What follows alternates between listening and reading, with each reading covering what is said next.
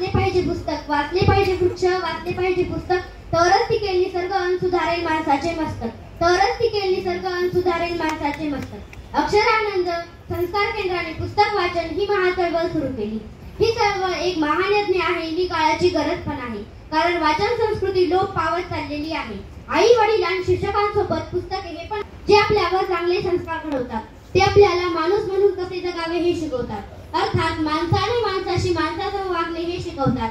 त्याचबरोबर प्राणी मात्रावर प्रेम करणे शिकवतात, निसर्गाची काळजी घ्यायला शिकवतात। आमच्या जिल्हा परिषद केंद्रीय प्राथमिक कन्या शाळा पिंगळी तालुका शाळेत अक्षरानंद संस्कार केंद्राचे पूरक आणि निसर्गावर प्रेम करण्यास, त्याची काळजी घेण्यास शिकवणारा वाचनाचे धाड हा उपक्रम घेण्यात आला।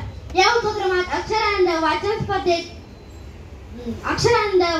स्पर्धेत तालुक्यातून जिल्ह्यातून उत्कृष्ट बालवाचक म्हणून क्रमांक मिळवलेल्या सर्व मुलांचे पुस्तकाने धाड देऊन सन्मान केला आणि ते धाड अंगात लावून त्याला वाचनाचे धाड देऊन सन्मानित करण्यात आले।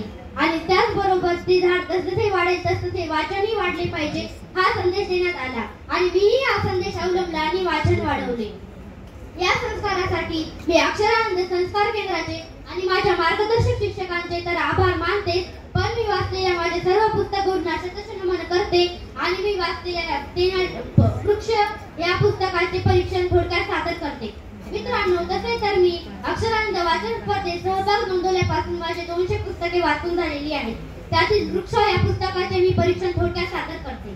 पुस्तकाचे नाव वृक्ष, लेखकाचे नाव सुशीला संकपाळ, प्रकाशकाचे नाव अमोल प्रकाशक, पृष्ठ संख्या 19 व किंमत 30 रुपये आहे। मला या पुस्तकाच्या मूलपृष्ठावर कडुलिंबाचे झाड दिसत आहे व तसेच त्या झाडाच्या बाजूला दगडे पण आहेत।